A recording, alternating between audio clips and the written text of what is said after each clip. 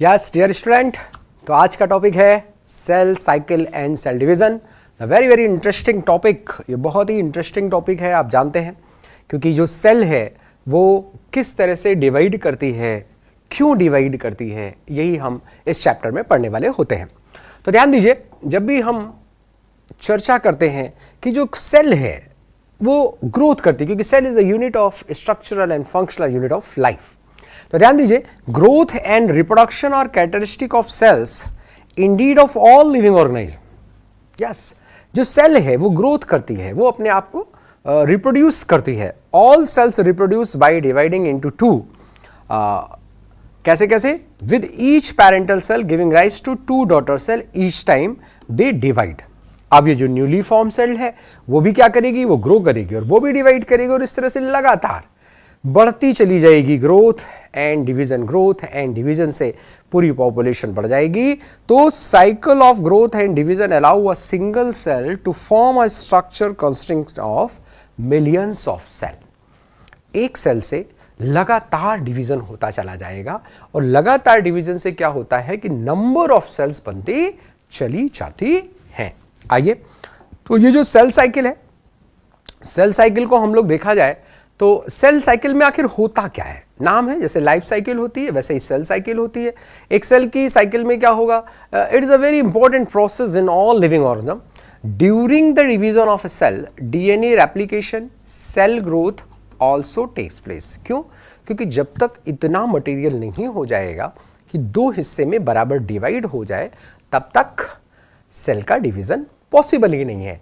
तो all these processes कौन कौन से? Cell division, DNA replication and cell growth hence have to take place in coordinated way to ensure correct division and formation of progeny cell containing intact genome. एक जो इसका genome है, जो genetic material है, वो रेप्लिकेट होना जरूरी है, क्योंकि रेप्लिकेट होगा, डबल होगा, तभी दो में जाएगा। जितने भी ऑर्गेनल है उनका भी डबल होना जरूरी है, क्योंकि जब ऑर्गेनल डबल होंगे तभी वो ट्रांसफर होंगे। तो the sequence, what is cell cycle?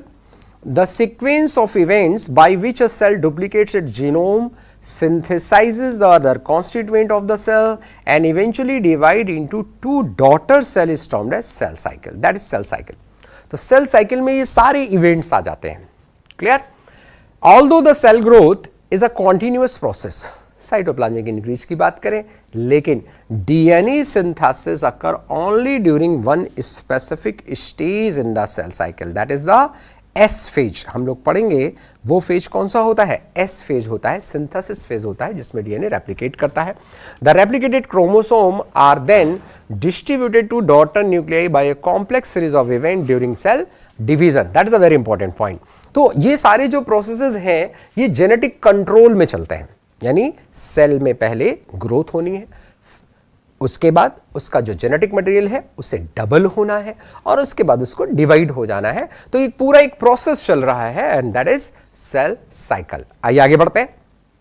तो सेल साइकिल में फेजेस ऑफ सेल साइकिल देखिए, this one is the phases. First G1 phase है, ये G1 फेज है।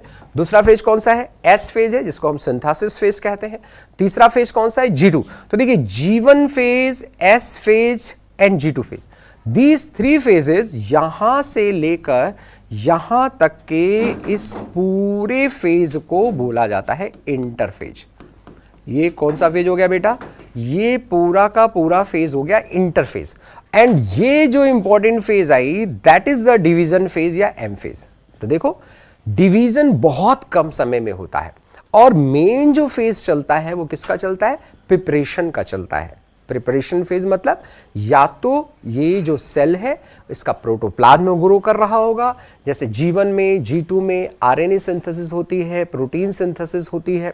S phase is a very very important phase, आप पढ़ेंगे यहाँ।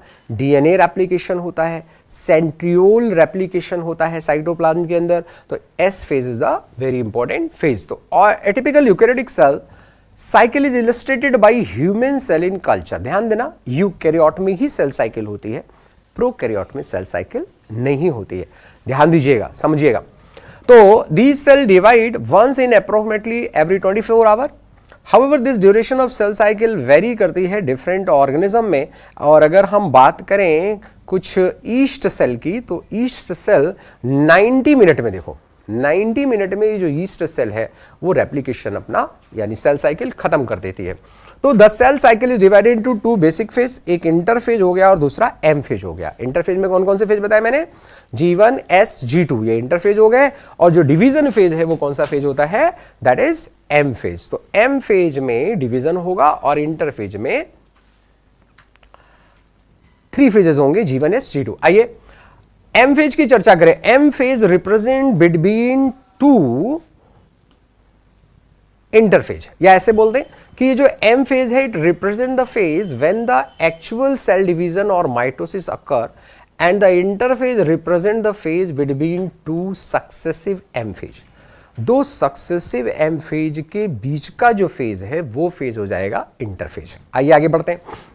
It is significant to know that in 24-hour average duration of the cell cycle of a human cell, cell division proper lasts for only about an hour।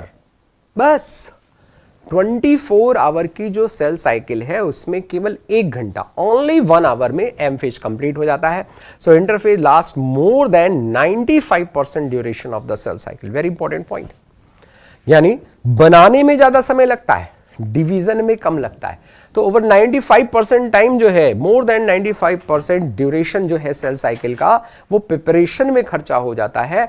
और केवल बचा कितना, 5%, केवल इतना ही जो टाइम मिलता है वो आपको मिलता है किसमें, दूसरे फेज में, जिसको हम बोलते हैं कौन सा फेज, डिवीजन फेज। आइए आगे बढ़ते हैं। अब ये जो एम फेज है, इस एम फेज में बेसिकली 2 चीजें होती हैं। क्या क्या 2 चीजें होती हैं भाई, एक तो न्यूक्लियस डिवाइड होता है और दूसरा साइटोप्लाज्म डिवाइड होता है, यानी कैरियोकाइनेसिस एंड साइटोकाइनेसिस। तो M phase start with the nuclear division corresponding to the separation of daughter chromosome, और इसको हमने क्या कह दिया, कैरियोकाइनेसिस। पहले दिमाग डिवाइड होता है ना। कभी भी किसी घर का बंटवारा होता है तो क्या होता है, पहले दिमाग में बंटवारा होता है और उसके बाद फिजिकल स्पेस या घर का बंटवारा होता है। तो सेल में भी यही होता है, पहले क्या होता है, कैरियोकाइनेसिस, पहले न्यूक्लियस डिवाइड हुआ और उसके बाद में जो डिवाइड होगा वो क्या होगा, प्रोटोप्लाज्म डिवाइड होगा। So and usually ends with division of cytoplasm यानी साइटोकाइनेसिस। द इंटरफेज दो called resting phase at the time during which the cell is preparing for division by undergoing both cell growth and DNA replication in an orderly manner। तो cell अपने को prepare कर रही है कि कैसे growth होगी, ठीक है ना। तो ध्यान दीजिएगा, बड़ा इंपॉर्टेंट फेज है। 3 फेज हैं, G1 phase, S phase, G2 phase. Gap phase 1, synthesis phase and G2 phase, इस तरह के 3 फेजेस होते हैं और इन 3 फेजेस में पूरी इंटरफेज कंप्लीट होती है। आइए एक एक फेज की चर्चा करें। क्या होगा G1 फेज में, जस्ट आफ्टर डिवीजन फेज है। तो G1 phase correspond to the interval between mitosis and initiation of DNA replication. S phase अभी आने वाला है, S फेज अभी आया नहीं है, तो इनिशिएशन ऑफ डीएनए रेप्लिकेशन होने वाला है। और इधर कौन सा फेज है, इधर आपके पास जो फेज है वो फेज है एम फेज। तो ध्यान दीजिएगा, during this phase cell is metabolically active and continuously grow but does not replicated its DNA. Yes, cell की तो ग्रोथ हो रही है लेकिन सेल अपने डीएनए को रेप्लिकेट नहीं कर रही है, ठीक है ना। अब आया रेप्लिकेशन फेज, एस और सिंथेसिस फेज, जिसमें क्या होगा, mark the period during which DNA synthesis या replication takes place. During this time amount of DNA पर सेल डबल। यस, यानी अगर पहले उस सेल में डीएनए सपोज मान लो 2 पिकोग्राम डीएनए था, तो एस फेज के बाद 4 पिकोग्राम डीएनए हो जाएगा, यानी डीएनए जो है वो डबल हो जाएगा। If the initial amount of DNA is denoted as 2C, then it increases to 4C हो जाएगी। But there is no increase in the chromosome number if the cell had diploid number of chromosome at G1 even after S phase number of chromosome remain the same 2N। Sir ये बात नहीं समझ में आई, DNA तो double हो गया लेकिन chromosome single रहा, ऐसे कैसे। तो देखो बेटा, ऐसा हुआ कि जो पहले वाला क्रोमोसोम था उस पहले वाले क्रोमोसोम के अंदर केवल एक डीएनए था, ऐसा such DNA is present in that chromosome. लेकिन अब जो बाद वाला डीएनए बना है उस बाद वाले डीएनए में अभी क्रोमोसोम नहीं बना, मैं समझाने के लिए तुमको बता रहा हूं ऐसा। तो उस बाद वाले क्रोमोसोम के अंदर इस तरह से 2 डीएनए हो जाएंगे ऐसे। तो जो डीएनए है वो डबल हो गया है। यहां ऐसा बोल सकते हो कि G1 फेज में हमारे पास 1 क्रोमेटिड वाला क्रोमोसोम था और जब G2 में जाएंगे तो वो 2 क्रोमेटिड वाला हो जाएगा। तो number of chromosome remain same, although DNA जो था यहां पर डीएनए की क्वांटिटी 2C थी, तो यहां पे कितना हो गया 4C हो गया। तो डीएनए डबल होता है, नंबर ऑफ क्रोमोसोम डबल नहीं होता है। और एक बड़ी बात, in animal cell during S phase DNA replication begins in the nucleus and centriole duplicate in the cytoplasm. Cytoplasm के केस में न्यूक्लियस में तो क्या डिवाइड हुआ है, डीएनए डबल हुआ है, साइटोप्लाज्म में सेंट्रियोल डबल हो जाता है। तो during the G2 phase proteins are synthesized in preparation for mitosis while cell growth continue। तो देखो सेल ग्रोथ तो लगातार कंटिन्यू रहेगी, चाहे वो G1 फेज हो, चाहे S फेज हो, चाहे G2 फेज हो। लेकिन S phase is characterised by DNA replication in nucleus and centriole duplication in cytoplasm. Clear? Okay, आइए आगे बढ़ते हैं। तो अब जब हम आगे बढ़ते हैं तो कुछ ऐसी कंडीशन आती है, some cells in adult animals जहां पर डिवीजन नहीं होता। कौन सी सेल्स हैं? Do not appear to which division, these cells are heart cell and many other cells divide only occasionally as needed to replace cells that have been lost because of injury or death. These cells does not divide further, exit in G1 phase. Yes, G1 phase से exit कर जाती हैं। कहाँ जाती हैं? To enter an inactive stage. Very important question, NEET में आया हुआ क्वेश्चन है, याद रखना। inactive stage होती है and that stage is termed as quiescent stage of the cell cycle. quiescent stage, G1 से exit करके S में नहीं गई, एक ट्रांजिशन स्टेट में चली गई। Cells in this stage remain metabolically active but no longer proliferate unless called on to do so, depending on their requirement of the organism। यानी इस समय जो ये सेल हैं, ये सेल मेटाबॉलिज्म तो करेंगी, डिवीजन नहीं करेंगी। डिवीजन कब करेंगी? जब जरूरत होगी तब डिवीजन ये कर सकती हैं, वरना ये डिवीजन नहीं करेंगी, याद रखना। एन एनिमल सेल में mitotic cell division is only seen in diploid somatic cell. बड़ा इंपॉर्टेंट पॉइंट है, याद रखिएगा। एनिमल सेल में केवल डिप्लॉइड सेल में ही माइटोसिस होता है। There are few exception to this where haploid cell divide by mitosis. For example male honey bee, male honey bee पढ़ेंगे आप आगे, जिसको हम लोग क्या कहते हैं, इसको एक और नाम भी दिया जाता है, ड्रोन बोला जाता है, क्योंकि पार्थिनोजेनेटिकली बनता है। तो इसमें जो डिवीजन होता है हैप्लॉइड में डिवीजन है। लेकिन जब प्लांट की बात करें, mitotic division in both haploid and diploid cell, बड़ा इंपॉर्टेंट डिफरेंस है। एनिमल में जनरली डिप्लॉइड सेल में ही होता है, हैप्लॉइड सेल में कभी कभी होता है, जैसे ड्रोन के केस में। प्लांट के केस में हैप्लॉइड डिप्लॉइड दोनों में होता है और इसलिए डिफरेंट टाइप की अल्टरनेशन ऑफ जनरेशन पाई जाती है, याद रखिएगा। एनसीईआरटी कहती है from your recollection of example of alternation of generation in plant, identify plant species and stage at which mitosis is seen in haploid cell. याद आया कुछ? ब्रायोफाइट्स की लाइफ साइकिल। ब्रायोफाइटा के अंदर एक बहुत ही इंपॉर्टेंट पॉइंट होता है, हैप्लॉइड में डिवीजन होता है। जैसे स्पोर है, उससे डिवीजन बढ़ेगा, प्राइमरी प्रोटोनिमा, सेकेंडरी प्रोटोनिमा, ये बनेगा और इससे फिर आगे ग्रोथ होती चली जाती है। आइए एम फेज को थोड़ा डिटेल में पढ़ा जाए। तो एम फेज जो है मोस्ट इंपॉर्टेंट फेज है, क्योंकि बेटा डिवीजन इसी में होता है। तो बड़ा इंपॉर्टेंट लाइन देखो आ गई, ड्रामा है ना सब कुछ। हाँ, ये जिंदगी भी एक ड्रामा है ना। तो इसी ड्रामा की तरह यहां पर भी एक ड्रामा है। एम फेज क्या होता है और बड़ा चेंज होता है इस एम फेज में। तो this is the most dramatic period of the cell cycle. बड़ा भारी ड्रामा होने वाला है। यहां पे क्या क्या होगा? Major reorganisation of virtually all component of the cell, पूरा ड्रामा चलने वाला है। Since the number of chromosome in the parent and progeny cells are same, यहां पर इस डिवीजन में पैरेंट और प्रोजेनी दोनों के अंदर नंबर ऑफ क्रोमोसोम सेम रहने वाला है and that's why this division is termed as equational division, equal division. क्या होगा? माइटोसिस को हम 2 पार्ट में डिवाइड कर सकते हैं, एक कैरियोकाइनेसिस और दूसरा साइटोकाइनेसिस, है ना। सेल डिवीजन को बोल देंगे साइटोकाइनेसिस और इसको कैरियोकाइनेसिस। तो कैरियो, हालांकि एक कोई ऐसा डिवीजन नहीं है, लेकिन फिर भी हम इसे डिवाइड कर सकते हैं फॉलोइंग 4 स्टेजेस में, prophase, metaphase, anaphase, telophase, 4 phase में हम इसको डिवाइड करते हैं और इस 4 फेज में डिवीजन से हम इसकी स्टडी करेंगे। तो देखो प्रोफेज क्या है? Prophase is the initial phase, सबसे पहला फेज। प्रो मतलब प्रिमिटिव, प्रो मतलब पहला। तो prophase is the first phase जहां से डिवीजन शुरू होगा बेटा। It is the first phase of karyokinesis of mitosis, follows the S and G2 phases of interphage, ठीक है ना। In the S and G2 phases, the new DNA molecule formed are not distinct but intertwined. जो कुछ भी बना है वो सब intertwined है। Prophase is marked by the initiation of condensation of chromosomal material. ये क्रोमोसोम मटेरियल है, कंडेंस होने लगता है, एक क्रोमोसोम के फॉर्म में ये बनने लगता है। The chromosomal material becomes untangled during the process of chromatin condensation. The centromere, which had undergone duplication during S phase of interphase, centrosome, क्योंकि आपने पढ़ा था सेंट्रोसोम का भी डुप्लीकेशन होता है और क्रोमोसोम का। तो जो सेंट्रोसोम है वो जो डुप्लीकेट किया है वो now begins to move towards opposite pole of the cell, एक ऊपर वाले पोल की तरफ। जैसे मान लो सपोज ये सेल है तो यहां एक इस पोल की तरफ मूव करने लग जाएगा और एक इस पोल की तरफ मूव करने जाएगा, ये बीच में न्यूक्लियस रह जाएगा। समझ में आया?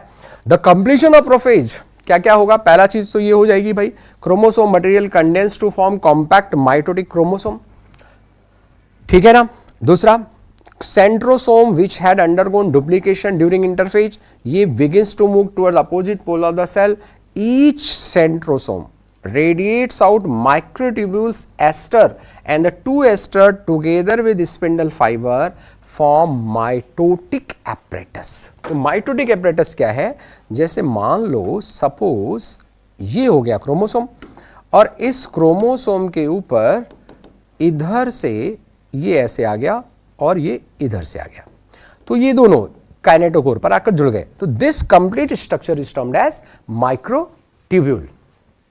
This complete structure is termed as microtubule. Clear? आइए आगे बढ़ते हैं। अब क्या होगा इसके बाद?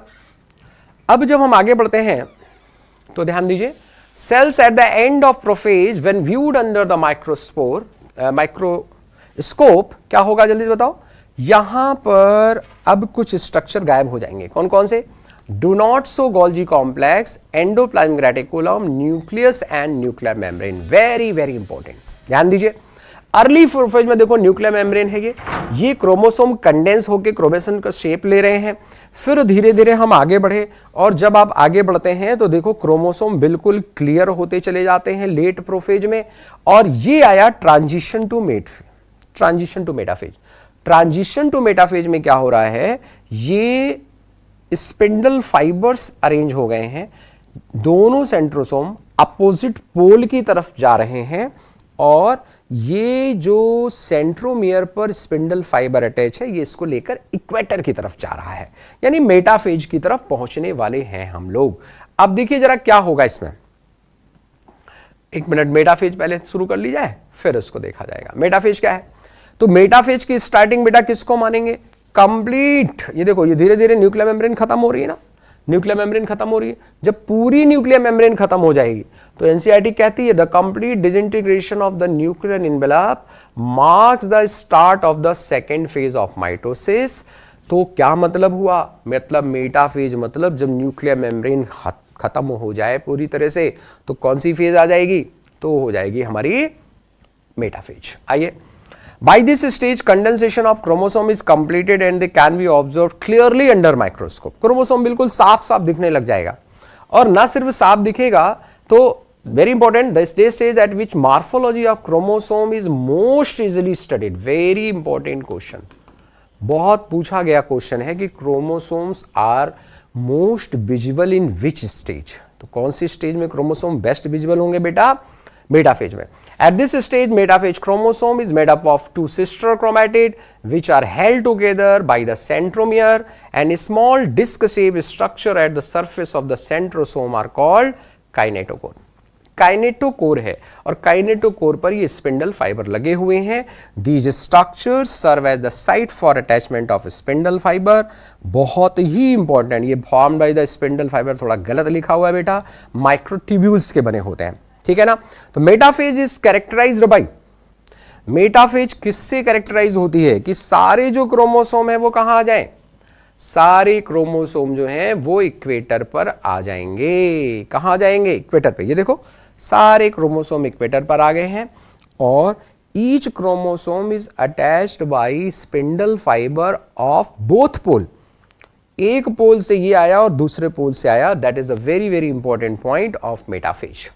सो the metaphase is characterised by all the chromosome coming to lie the equator with one chromatid of each chromosome connected by its kinetochore to spindle fiber from one pole and its sister chromatid is connected by its core to spindle fiber of opposite pole। बहुत important point है, ध्यान दीजिएगा। एक chromosome से, इधर से ही बताऊं, ध्यान दीजिए, ये एक क्रोमोसोम है, एक इधर से आ रहा है स्पिंडल फाइबर और एक इधर से आ रहा है, दोनों पोल से स्पिंडल फाइबर आ रहे हैं and this structure is kinetochore. ये वाला जो स्ट्रक्चर है इसी स्ट्रक्चर को हम बोलते हैं काइनेटोकोर। तो काइनेटोकोर पर ऊपर वाला जो क्रोमेटिड है वो अपर पोल से जुड़ा हुआ है, लोअर वाला जो क्रोमेटिड है वो लोअर पोल से जुड़ा हुआ है। एक ही क्रोमोसोम से दोनों पोल के स्पिंडल फाइबर जुड़े हुए हैं। ये एक प्लेट बन रही है जिसको हम लोग मेटाफेजिक प्लेट बोल देते हैं। तो सिंगल मेटाफेजिक प्लेट यहां बनती है। The plane of alignment of the chromosome at metaphase is referred to as metaphase plate. क्या बोला है, मेटाफेज प्लेट। ये जो अलाइनमेंट है इसी को मेटाफेज प्लेट बोला है। तो की फीचर क्या हुआ, spindle fibre attach to kinetochore of chromosome, पहला। दूसरा, chromosomes are move to spindle equator and get aligned along metaphase plate through spindle fibres of both poles. ध्यान दीजिएगा, हर क्रोमोसोम से बोथ पोल, यही सबसे इंपॉर्टेंट पॉइंट है। क्लियर? आइए अब बढ़ते हैं एनाफेज की तरफ। अब क्या होगा भाई, अब डिवीजन होगा और क्या होगा। तो अब एनाफेज होने वाला है, तो जरा एनाफेज की पहले टेक्निकल देख लें फिर आगे बढ़ते हैं। क्या क्या होगा एनाफेज में, जरा ध्यान दीजिए। एनाफेज के अंदर जब हम एनाफेज की बात करने वाले हैं, एक मिनट, हाँ, क्या हुआ एनाफेज में, at the onset of anaphase each chromosome arranged at the metaphase plate is split simultaneously. This very important, is split simultaneously, and the two daughter chromatid, now referred to as daughter chromosome of the future daughter nuclei, begin their migration towards the opposite pole. यानी ये जो दोनों आए थे ना, एक इस पोल की तरफ चला जाएगा, एक इस पोल की तरफ जाने लगेगा। Splitting of chromosomes takes place. At each chromosome move away the equatorial plate, the centromere of each chromosome remain directed toward the pole and hence called leading edge. और जो आर्म्स हैं वो ट्रेलिंग हो जाएंगे उनके पीछे, क्योंकि खींचेगा कैसे, जैसे मान लो ये ऐसे खींचता हुआ जाएगा, ऐसे खींचेगा। तो ये जो खींच रहा है ऊपर की तरफ, जो खींच रहा है, तो ये कौन सा हो गया, ये वाला जो पार्ट हो गया, ये लीडिंग पार्ट हो गया, और ये कैसा हो गया, ये ट्रेलिंग पार्ट हो गया। ठीक है ना। दस एनाफेज स्टेज इज कैरेक्टराइज्ड। बहुत ही इंपॉर्टेंट घटनाएं यहां एनाफेज में हो रही हैं। ये देखो, ये इस तरह से जा रहा है, ये क्रोमोसोम स्प्लिट हो गया, और जब जा रहा है तो देखो ये लीडिंग, यही तो है ना लीडिंग पार्ट, और ये वाला पार्ट कौन सा है, ट्रेलिंग पार्ट है, पीछे रह गया। तो centromere split and chromatid separate, very very important phenomena. और दूसरा, chromatid moves to opposite pole, एक इस पोल की तरफ और एक इस पोल की तरफ चले गए। तो अब देखो नंबर ऑफ क्रोमोसोम कितने हो गए, 1 2 3 4 5 6 7 8, 4 इस पोल पर हो गए और 4 इस पोल पर हो गए। हालांकि ये जो क्रोमोसोम है सिंगल क्रोमेटिड वाले हैं, ऊपर डबल क्रोमेटिड वाले थे, लेकिन जो बड़ी बात हुई है, बड़ी बात क्या हुई है भाई, 4 ऊपर और 4 नीचे। ये बड़ा इंपॉर्टेंट फिनोमेना हुआ है। ठीक है, नंबर ऑफ क्रोमोसोम डबल हो जाता है। टीलोफेज में क्या होगा, what is the meaning of telo, telo मतलब होता है लास्ट। तो ये लास्ट फेज है बेटा, टीलोफेज। और वास्तव में टीलोफेज बिल्कुल एंटी प्रोफेज होता है। जो कुछ भी प्रोफेज में हुआ है उसका बिल्कुल उल्टा होने वाला है। तो at the beginning of the final stage of karyokinesis telophase, the chromosome that have reached their respective pole decondense. ध्यान रखो, प्रोफेज में क्या हुआ था? कंडेंस। तो यहां क्या हुआ? डीकंडेंस हो गया है। And loss there individuality. ध्यान दीजिए, वहां इंडिविजुअल क्लोरोफिल बन रहा था और यहां उसकी इंडिविजुअलिटी क्या हो गई है? लॉस हो गई है। And individual chromosome can no longer be seen and each set of chromatin material tends to collect each pole. ये देखो, ये इस पोल पर ये कलेक्ट हो गया और इस पोल पर ये कलेक्ट हो गया। दो अलग अलग पोल पर ये कलेक्ट हो जाते हैं। तो खास बात क्या होती है? क्या क्या क्या एविडेंस है? कैसे पहचानेंगे टेलोफेज को? तो पहली बात, chromosome clusters at opposite spindle poles and their identity is lost as discrete element. पहली बात हुई। दूसरी बात क्या हुई? Nuclear envelope develops around the chromosome cluster at each pole forming two daughter nuclei। तीसरा प्रोफेज में क्या हुआ था? न्यूक्लियोलस, गोल्गी कॉम्प्लेक्स और ईआर ये डिसइंटीग्रेट हो गए थे। ये तीनों यहां पर फिर से आ जाते हैं, रीफॉर्म हो जाता है। तो समझ में आया ना? टेलोफेज बिल्कुल एंटी प्रोफेज होता है। अब ये कैरियोकाइनेसिस कंप्लीट हो गई भाई। अब कैरियोकाइनेसिस के बाद देखिए क्या होगा? साइटोकाइनेसिस होगी। तो साइटोकाइनेसिस में क्या होगा? साइटोकाइनेसिस में जो साइटोप्लाज्म है वो डिवाइडेड होता है। प्लांट और एनिमल में दोनों में अलग अलग तरीके से होता है। प्लांट में जब आप देखते हैं तो प्लांट में एक बीच में मिड प्लेट या सेल प्लेट बनती है और वो दोनों तरफ बढ़ती है। जबकि एनिमल में क्या होता है? कॉन्स्ट्रिक्शन होता है, बाहर से अंदर की तरफ एक फरो बनती है और दो सेल बन जाती हैं। तो ध्यान दीजिए, टू डॉटर न्यूक्लियाई बन गई कैरियोकाइनेसिस में, but cell itself is divided into two daughter cell by the separation of cytoplasm and the process termed as cytokinesis. पहले कैरियोकाइनेसिस हुई, उसके बाद साइटोकाइनेसिस। अब साइटोप्लाज्म डिवाइड करेगा। तो ध्यान दीजिए भाई, कैसे हुआ in an animal cell? This is achieved by appearance of a furrow in the plasma membrane. Yes, इस तरह से जैसे ये दो सेल है तो यहां पर ऐसे फरो फॉर्मेशन होता है और वो जो फरो है वो डीपेन होती चली जाती है। The furrow gradually deepens and ultimately join in the centre dividing the cell cytoplasm into two. धीरे धीरे ये आगे बढ़ता चला जाएगा और जब ये आगे बढ़ता जाएगा तो आपको फाइनली समझ में आएगा कि साहब दो सेल बन गई। लेकिन अब यहां एक दूसरी बात आ रही है कि ये जो प्लांट सेल है वहां क्या होगा? प्लांट सेल में डिफरेंट मैकेनिज्म है क्योंकि वहां तो सेल वॉल है। तो in plant cell wall formation start in the centre of the cell and grows outward to meet the existing lateral wall. मतलब क्या हुआ? मतलब ये हुआ कि जैसे मान लो ये कोई प्लांट की सेल है तो अब इस प्लांट सेल में क्या होगा? बीच में एक सेल प्लेट बन जाएगी और ये जो सेल प्लेट बनेगी ये बाहर की तरफ ग्रो करने लग जाएगी। तो ध्यान दीजिए, the formation of the new cell wall begins with the formation of simple precursor called the cell plate that represent the middle lamella. Very very important question, ध्यान दीजिएगा, ये बहुत ही इंपॉर्टेंट क्वेश्चन है बेटा।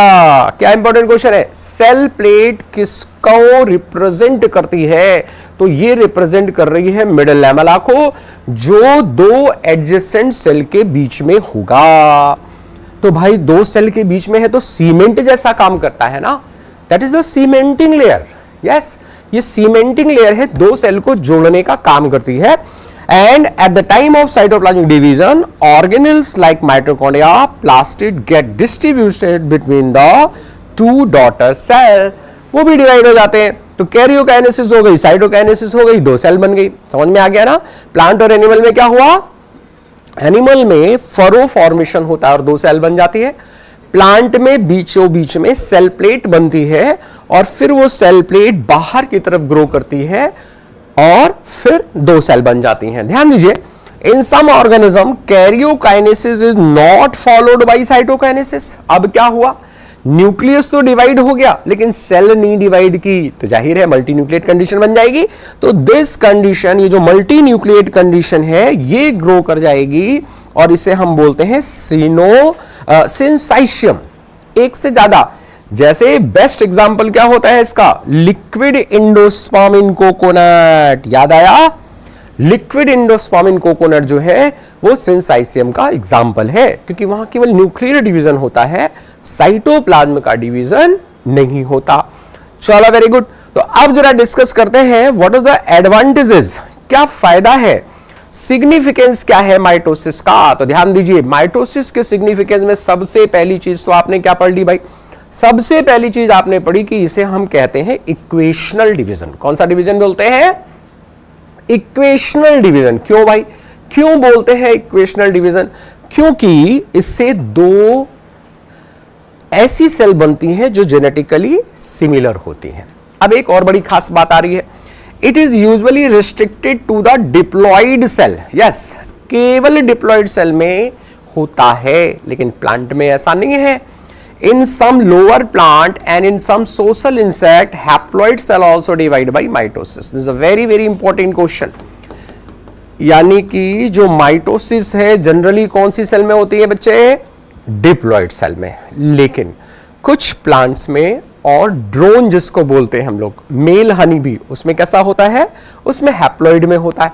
It is very essential to understand the significance of this division in the life of organism. क्यों, क्योंकि जब अगर ये हैप्लॉइड में हुआ तो हैप्लॉइड प्लांट बॉडी बन जाएगी, डिप्लॉइड में हुआ तो प्लांट बॉडी कैसी बन जाएगी, डिप्लॉइड बन जाएगी। समझ आया। आइए, mitosis usually result in production of diploid daughter cell with identical genetic component, कोई भी वेरिएशन नहीं होता। तो इस तरह की पॉपुलेशन अगर वेरिएशन नहीं होता तो इसको एक क्या नाम दे सकते हैं हम लोग, इसको हम क्लोन बोल सकते हैं। तो माइटोसिस से जो सेल्स बनती हैं, all the cells are clones of each other. The growth of multicellular organism is due to mitosis. Cell growth result in disturbing the ratio between the nucleus and the cytoplasm. क्या कहनी चाहती है ये line, देखो जैसे से growth होगी तो ग्रोथ होने का मतलब क्या हुआ कि साइटोप्लाज्म इंक्रीज करेगा, लेकिन न्यूक्लियस तो नहीं इंक्रीज कर रहा है। तो nucleus is not capable to regulate metabolic processes of the cell, और इसीलिए उसका डिवीजन कंपलसरी हो जाता है। So it is therefore becomes essential for the cell to divide to restore the nucleocytoplasmic ratio. तो ग्रोथ के कारण कौन सा रेशियो डिस्टर्ब होता है, न्यूक्लियोसाइटोप्लाज्मिक रेशियो। और फिर क्या करना हो जाता है, फिर ये जो न्यूक्लियोसाइटोप्लाज्मिक रेशियो है जब डिवीजन हो जाता है तो ये फिर से सही हो जाता है। एक वेरी इंपॉर्टेंट सिग्निफिकेंट और है इसका, क्या, सेल रिपेयर में mitosis help in repairing. Yes, repairing में भी बहुत हेल्प करती है। The cells of upper layer of the epidermis, cells of the lining of the gut, blood cells are being constantly replace. लगातार आप जानते हो हमारी स्किन सेल भी लगातार नष्ट होती रहती है। आरबीसी 120 डेज की लाइफ साइकिल है इसकी, उसके बाद आरबीसी भी खत्म हो जाएगी, तो क्या होगा, ये सेल्स बनती रहती हैं। माइटोटिक डिवीजन प्लांट में बात करें तो मेरिस्टेमेटिक टिश्यूज में होगा। कौन से मेरिस्टम में, एपिकल मेरिस्टम, लैटरल मेरिस्टम, और इसके कारण प्लांट में कॉन्टिन्यूअस ग्रोथ होती है। अब ध्यान दो, यहां दो तरह के मेरिस्टम आते हैं। जो एपिकल मेरिस्टम आता है, पढ़ेंगे आगे, apical meristem is responsible for primary growth, and what about lateral cambium, it is responsible for secondary growth. याद आया। तो प्राइमरी ग्रोथ में क्या होता है, लेंथ इंक्रीज करती है, सेकेंडरी ग्रोथ में क्या होता है, डायमीटर इंक्रीज करता है। तो ये दोनों ही जो डिविजन्स हैं, कौन सा डिवीजन है, माइटोसिस। चलिए वेरी गुड, आइए अगले डिवीजन की तरफ पहुंचते हैं। There is a very very important division जिसको मियोसिस कहा जाता है। कौन सा डिवीजन है भाई, मियोसिस। मियोसिस के बारे में एक खास बात है, क्योंकि ये वो डिवीजन है जिसमें नंबर ऑफ क्रोमोसोम हाफ हो जाते हैं। कई खास बातें हैं इसकी। तो पहली बात तो ये कि ये वो डिवीजन है जिसमें द प्रोडक्शन ऑफ ऑफस्प्रिंग होती है सेक्सुअली रिप्रोड्यूसिंग ऑर्गेनिज्म में। जो सेक्सुअली रिप्रोड्यूसिंग ऑर्गेनिज्म है, जब गैमेट बनते हैं तो उसमें ये डिवीजन होता है, डिप्लॉइड से हैप्लॉइड। ध्यान दीजिए, ये जो मियोसिस है, मियोसिस को हम 2 पार्ट में डिवाइड कर सकते हैं। कौन कौन सा, एक को मियोसिस फर्स्ट बोला जाता है और दूसरे को मियोसिस सेकंड। मियोसिस फर्स्ट जो होता है इसी को कहा जाता है रिडक्शन डिवीजन। मियोसिस सेकंड जो है इसको कहा जाता है इक्वेशनल डिवीजन। मतलब क्या हुआ भाई? मतलब ये होता है कि जो मियोसिस फर्स्ट है इसमें क्रोमोसोम नंबर हाफ हो जाते हैं, और मियोसिस सेकंड जो है जस्ट लाइक माइटोसिस होता है। तो होता क्या है, ये दो डिवीजन होते हैं और मियोसिस फर्स्ट में एक सेल से दो सेल्स बन जाती हैं, और ये जो दोनों सेल्स होती हैं वो हैप्लॉइड होती हैं, यानी ये 2n है तो ये n और n बन जाएगा। फिर अगला डिवीजन होगा और इससे फिर से दो दो सेल्स बन जाएंगी, यानी कि कितनी सेल बन गई भाई? 4 सेल्स बन गई। यस, इस डिवीजन की खास बात क्या है कि अब ये जो सेल्स बनेंगी इनके अंदर नंबर ऑफ क्रोमोसोम कैसे हो गए? n हो गया। तो ये डिवीजन जो है, this division is termed as meiosis first and this division is termed as meiosis second, और इनके बीच में एक स्टेज होती है जिसे इंटरकाइनेसिस कहते हैं। That is not interphase, interkinesis. ठीक है, इस इंटरकाइनेसिस में बाकी सारी चीजें तो होती हैं लेकिन डीएनए का रेप्लिकेशन नहीं होता है, यह बात याद रखना। चलो, तो खास बात क्या हुई? ये जो सेल है ये रिडक्शन कर देती है, तो this kind of division is called meiosis. Production of haploid daughter cells होती है इसमें।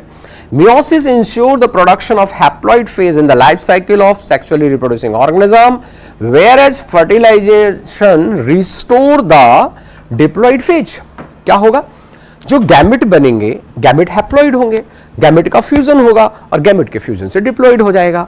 तो दो बहुत इंपॉर्टेंट प्रोसेस आ रहे हैं। एक तो आ रहा है सिनगेमी, जिसमें गैमेट फ्यूज होंगे और डिप्लॉइड सेल बन जाएगी। सेकंड क्या हो रहा है? मियोसिस, जिसमें डिप्लॉइड से हैप्लॉइड सेल्स बन जाती हैं। तो ये बहुत ही इंपॉर्टेंट है। देखो, दो फेज में कंप्लीट हो रहा है।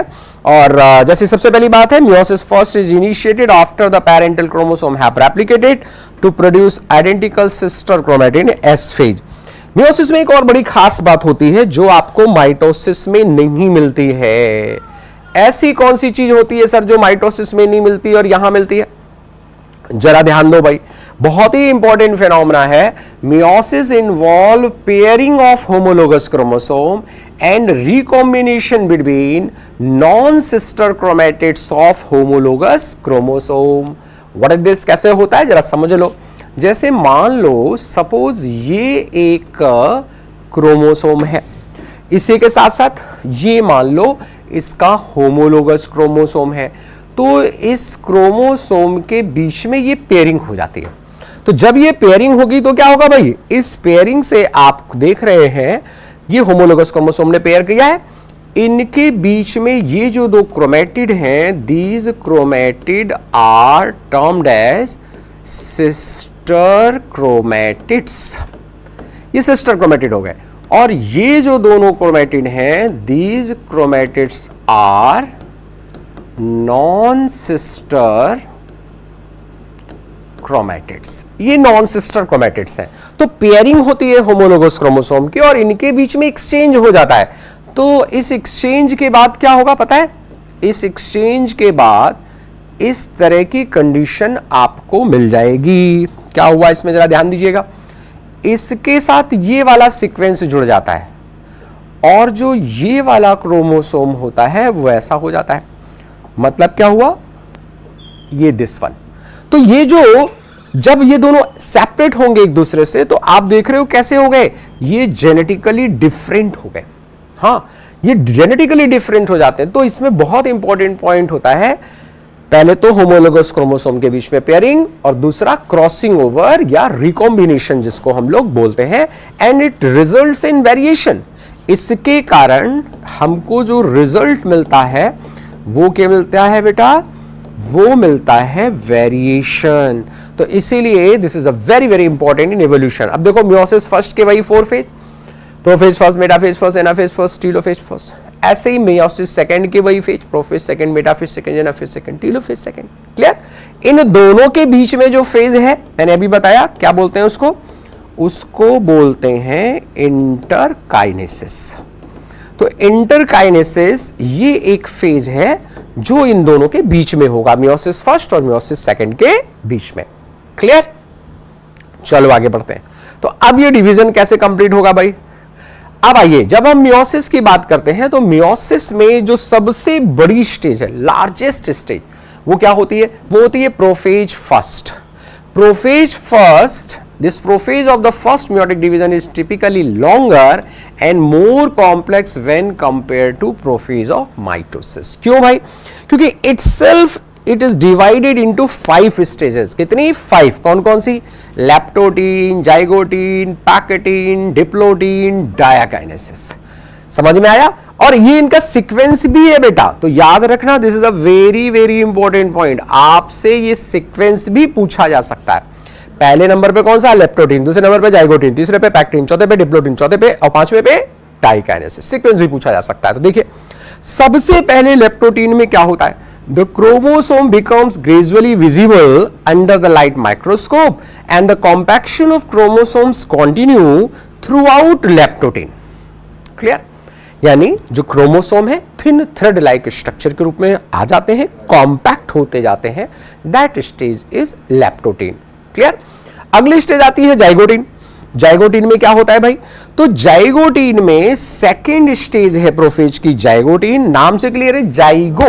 जाइगो मतलब पेयर. तो during this stage chromosome starts pairing together and this process of association is called synapsis. Very very important question. Synapsis कौन सी फेज में होता है? जाइगोटीन में होता है. And such paired chromosomes are called homologous chromosome. अभी पीछे दिखाया था ना, पेयरिंग हमेशा किसमें होगी? होमोलोगस क्रोमोसोम में. What is the meaning of homologous chromosome? ये आइडेंटिकल होंगे, ऑरिजिन में सेम होंगे, यानी एक पर जो जीन है दूसरे पर भी वही जीन पाया जाएगा. ध्यान दीजिए. क्लियर? तो अब देखो क्या होता है भाई. Electron micrograph of this stage indicate that chromosome synapsis is accompanied by the formation of a complex structure. And what's the name of that structure? उसको कहते हैं synaptonemal complex. Yes, synaptonemal complex हो गया भाई. अब ये जो synaptonemal complex है ये bivalent बनाता है. The complex formed a pair of synapsed homologous chromosome is called a bivalent या टेट्राड, है ना. बट टेट्राड दिखता नहीं है. हाँ, इंपॉर्टेंट पॉइंट यही है कि ये दिखता नहीं है. However these are more clearly visible at the next stage. होते हैं 4, तो टेट्राड बोल दिया. जैसे बाइवेलेंट है ना.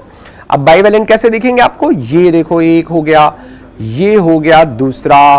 तो दिख तो ऐसा रहा है लेकिन वास्तव में ये ऐसा है नहीं. क्यों? क्योंकि एक एक के अंदर दो दो धागे हैं, तो टोटल क्या है? टेट्राड. लेकिन यहां विजिबल नहीं होता, ये विजिबल होता है अगली स्टेज में. क्लियर? तो जाइगोटीन में क्या खास बात आई? Synapsis, synaptonemal complex, pairing of homologous chromosome और बाइवेलेंट. चलो भाई, तो ये जो 2 स्टेजेस हैं ये तो बहुत ही इंपॉर्टेंट स्टेजेस हो गई. अब आप देखिए अगली स्टेज. अगली स्टेज के बारे में बड़ी प्यारी बात एनसीईआरटी कहती है. The first 2 stages of prophase are relatively short-lived. छोटी स्टेजेस हैं. किसके कंपैरिजन में? अगली स्टेज, जिसको क्या बोलेंगे? पैकेटिंग. पैकेटिंग जो है ये बड़ी स्टेज है, क्रॉसिंग ओवर होता है. तो ध्यान दीजिए, during this stage the 4 chromatids of each bivalent chromosome become distinct, clearly appears as tetrad. अभी बताया था ना क्रॉसिंग ओवर, बिल्कुल वैसा ही. This stage is characterized by the appearance of recombination nodules. ये recombination nodule क्या होता है? वो पॉइंट है जहां पर रिकॉम्बिनेशन होगा. एक बड़ा इंपॉर्टेंट एंजाइम यहां काम करता है जिसको रिकॉम्बिनेज बोलते हैं, जो रिकॉम्बिनेशन करता है. At which crossing over occurs between 2 non-sister chromatid of the homologous chromosome. Very important point. Crossing over आखिर किनके बीच में होता है? तो होमोलोगस क्रोमोसोम के नॉन सिस्टर क्रोमैटिड के बीच में होता है. अब सर ये क्रॉसिंग ओवर क्या होता है भाई? तो क्रॉसिंग ओवर क्या है? Exchange of genetic material between 2 homologous chromosome. Crossing over is also an enzymatic mediated process and the enzyme involved is termed as recombinase. Very very important enzyme. Very important, बहुत ही important point है. किसके बीच में crossing over हुआ? Again very important point है. समझ में आया? Crossing over leads to recombination of genetic material on the 2 chromosome. तो recombination between homologous chromosome is completed by the end of Pachytene, leaving the chromosome linked at the site of crossing over. Clear? कैसे होता है अगर आप बोलो तो मैं एक बार फिर से बता दूं, हालांकि मैंने अभी को पीछे बताया था। ये जैसे मान लो ये एक क्रोमोसोम है और ये इसका हो गया होमोलोगस क्रोमोसोम, ये नॉन सिस्टर क्रोमैटिड्स हैं, और फिर जब आप देखते हो जब ये प्रोसेस कंप्लीट हो जाएगा तो इस प्रोसेस के कंप्लीशन के बाद इस तरह की कंडीशन आपको दिखाई देगी। क्या देगी? ऐसी कंडीशन आपको दिखाई देगी। एक क्रॉस शेप स्ट्रक्चर बनता है। दिस स्ट्रक्चर ये यहीं पर रिकॉम्बिनेशन हुआ है और बाद में यहीं पर कियाज्मा बन जाएगा। तो समझ में आ गई ना बात? दैट प्रोसेस एक्सचेंज हो गया, इसका पार्ट इससे जुड़ गया, ठीक है ना। जैसे मैंने समझाने के लिए आपको बताया, रेड वाले का पार्ट ब्लू वाले से जुड़ गया और ब्लू वाले का पार्ट रेड वाले से जुड़ गया। एक क्रोमैटिड में मैंने ये आपको क्रॉसिंग ओवर दिखा दिया। चलिए यहीं से अब अगली स्टेज आएगी भाई, द बिगिनिंग ऑफ डिप्लोटीन, है ना। डिप्लोटीन की बिगिनिंग क्या आ जाएगी, जल्दी से बताओ। तो beginning of diplotene is recognised by dissolution of the synaptonemal complex. सीधे क्वेश्चन पूछा जाता है, dissolution of the synaptonymal complex and the tendency of the recombined homologous chromosome of the bivalent to separate from each other। जो अभी जुड़े थे, तो भाई ये बताओ जाइगोटीन में पेयरिंग आखिर हुई क्यों थी? सिर्फ इसीलिए क्योंकि उसमें क्रॉसिंग ओवर होना था। जैसे ही क्रॉसिंग ओवर हुआ, अब क्या हुआ? अब क्रॉसिंग ओवर हो गया तो ये एक दूसरे से अलग हो जाएंगे। कहां पर? Except at the crossover. These X-shaped structure is called chiasmata. Very important question. सीधे पूछा जाता है कि ये जो X-shaped structure है, chiasmata है, ये आपको कहां मिलेंगे, कब मिलेंगे? तो कौन सी stage? Diplotene. Again very important. In oocyte of some vertebrate, diplotin can last for months or year. Yes. Again very very important point. तो अगर हम इस स्टेज की बात करें, ये तो बहुत समय तक चलने वाली है। हाँ, ह्यूमन के अंदर भी यही होता है कि जो वर्टिब्रेट होता है ना, उसमें ये स्टेज यहीं पर ब्लॉक हो जाती है और इसके बाद लंबे समय बाद जब प्यूबर्टी होती है ना, तब कंप्लीट होता है। ह्यूमन रिप्रोडक्शन में पढ़ेंगे आप। आइए फाइनल स्टेज पे पहुंचे जिसका नाम है डाइकाइनेसिस। क्या होता है इसमें? This is marked by terminalization of chiasmata. सीधे यही पॉइंट पूछा जाता है आपसे, सीधे यही पॉइंट कि डाइकाइनेसिस में होता क्या है। किस्मेटा टर्मिनल पोजीशन पे चले जाते हैं। During this phase, the chromosomes are fully condensed and the meiotic spindle is assembled to prepare the homologous chromosome for separation. बिल्कुल प्रोफेज की जैसी लास्ट स्टेज होती है ना, वैसे ही अब यहां हो जाएगा। By the end of dikinesis, the nucleolus disappear and the nuclear envelope also break down and dikinesis represent transition to metaphase। याद आ गया? ऐसा कोई शब्द वहां पढ़ा था पीछे? हाँ, लेट प्रोफेज, है ना। लेट प्रोफेज के बाद ट्रांजिशन स्टेट आती है और सेल प्रोफेज से मेटाफेज में जाती है। तो वही वैसा ही ट्रांजिशन यहां भी हो रहा है और ये फिर प्रोफेज फर्स्ट से मेटाफेज फर्स्ट की तरफ चली जाएगी। अब ध्यान से समझना कि मेटाफेज फर्स्ट में खास बात क्या होती है। The bivalent chromosome align on the equatorial plate, the microtubules form the opposite pole of the spindle attached to the kinetochore of homologous chromosome। Important point आ रहा है। पीछे तो आपने देखा था हर क्रोमोसोम, जैसे ये क्रोमोसोम है ना, तो एक ऊपर वाले स्पिंडल से अटैच होता है, दूसरा नीचे वाले से। यहां each chromosome is attached by spindle fibre of only one pole. अगर मैं आपको समझाने के लिए बताऊं तो जैसे मान लो ये एक क्रोमोसोम हो गया और ये दूसरा क्रोमोसोम हो गया और सपोज मान लो ये इसका काइनेटोकोर हो गया, तो अब यहां स्पिंडल फाइबर कैसे जुड़ेंगे बताएं? यहां पे जुड़ेगा स्पिंडल, यस, और इसका यहां पे जुड़ेगा। मतलब each chromosome is attached by spindle fibre of only one pole. पीछे वाले में माइटोसिस में दोनों पोल पर होता था। दूसरा देखो इस तरह से अटैच हुए कि हमको दो प्लेट नजर आ रही है। क्लियर? तो that is the difference between metaphase first and metaphase of mitosis. चलिए आगे बढ़ते हैं, क्या होता है देखिए आगे। तो देखिए ये अगला पॉइंट आया, बहुत अच्छे से देखो डायग्राम से एनसीईआरटी ने आपको समझाया हुआ है। क्या बताया इन्होंने, जरा गौर करिए। एनसीईआरटी क्या कहती है आपसे, ये कहती है, ध्यान दो क्या कहती है एनसीईआरटी भाई। देखिए ये तो प्रोफेज था, ये देखो मेटाफेज। मैंने अभी बताया था ना आपको, क्या खास बात हो रही है यहां पे, ये जो जुड़ रहा है स्पिंडल, ये इधर से जुड़ रहा है और ये इधर से जुड़ रहा है, यानी एक पोल से एक जुड़ा है, दूसरे पोल से दो, तो ये दो प्लेट लाइक स्ट्रक्चर बन गए। और यहां देखो कितने क्रोमोसोम है, 1 2 3 4। तो एनाफेज फर्स्ट में सेपरेशन ऑफ होमोलोगस क्रोमोसोम होता है। That is a very very important point, ध्यान रखिएगा। सेपरेशन ऑफ होमोलोगस क्रोमोसोम्स, ये होता है। माइटोसिस में क्या पढ़ा था, सेपरेशन ऑफ क्रोमेटिड। यहां पूरा पूरा क्रोमोसोम जाता है। तो देखो यहां भी 4 क्रोमोसोम है और यहां भी 4 क्रोमोसोम है, यानी नंबर ऑफ क्रोमोसोम जितने मेटाफेज फर्स्ट में होते हैं उतने ही एनाफेज फर्स्ट में होते हैं। पीछे क्या पढ़ा था, मेटाफेज में जितने होते हैं माइटोसिस की, एनाफेज में उससे डबल हो जाते हैं। तो that's a very very important difference. चलिए एनाफेज फर्स्ट में क्या हुआ, the homologous chromosome separate while sister chromatid remain associated eight there centromere. Yes, पूरा पूरा क्रोमोसोम देखो जा रहा है, पूरा पूरा क्रोमोसोम जा रहा है, सिस्टर क्रोमैटिड अटैच है। That is the special point. चलिए आगे बढ़ते हैं। अब टीलोफेज में क्या होगा, तो टीलोफेज में देखो फिर से मेम्ब्रेन बन जाएगी ना, न्यूक्लियर मेम्ब्रेन फिर से बन जाएगी और फिर से वो न्यूक्लियर मेम्ब्रेन आ जाएगी। उसके बाद क्या हो जाएगा भाई, उसके बाद 2 सेल बन जाएंगी, डायड बन जाएगा। तो देखिए the nuclear membrane and nucleolus reappear, cytokinesis follow and this is called dyad of cells. Pair of cells बन गई ना, 2 cell.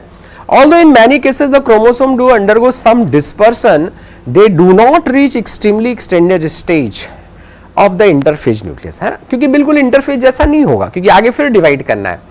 The stage between two meiotic division is called interkinesis, बताया था ना मैंने, and it generally short lived. Interphase तो बड़ी stage होती थी, याद है ना, G1, S, G2 ऐसी स्टेजेस होती थी, लेकिन ये नहीं होती, ये इंटरकाइनेसिस होती, बहुत शॉर्ट लिव्ड स्टेज है। And there is no replication of DNA during interkinesis, and interkinesis followed by prophase second, जो कि बिल्कुल सिंपल होती है या माइटोसिस के प्रोफेज जैसी होती है। तो समझ में आ गया ना, वेरी वेरी इंपॉर्टेंट क्वेश्चन यहां बन रहा है कि ये जो इंटरकाइनेसिस है शॉर्ट लिव्ड है।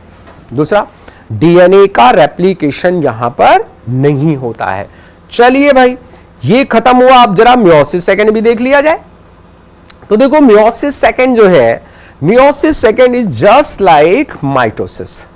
बेटा ये क्यों बोला कि जस्ट लाइक माइटोसिस, माइटोसिस ही बोल देते हैं, है ना, तो माइटोसिस नहीं बोल सकते, क्यों, क्योंकि इसका जो प्रोडक्ट है वो जेनेटिकली सिमिलर नहीं है, क्लोन नहीं है। हाँ, इसलिए हम जस्ट लाइक नहीं बोल सकते, जस्ट लाइक तो बोल सकते हैं, माइटोसिस नहीं बोल सकते। Meiosis second is initiated immediately after cytokinesis, usually before the chromosome have fully elongated. फिर खास बात क्या है इसमें, the nuclear membrane disappear by the end of prophase second, chromosome again become compact। बिल्कुल बिल्कुल माइटोसिस जैसा। अब मेटाफेज सेकेंड में क्या हुआ, chromosomes align at the equator and the microtubule from opposite pole of the spindle get attached to the kinetochore of sister chromatid। क्या difference समझ में आया, जरा ध्यान देना। मान लो ये एक क्रोमोसोम है, तो अब क्या होगा बेटा, ये काइनेटोकोर हो गया। ओके सर, अब ध्यान दो, ये जुड़ा हुआ है कौन, ये है स्पिंडल फाइबर। कुछ समझ आया, यानी एक ही क्रोमोसोम के एक तरफ के से, एक क्रोमेटिड से ऊपर वाला और दूसरे से नीचे वाला, डिफरेंस समझ में आया ना।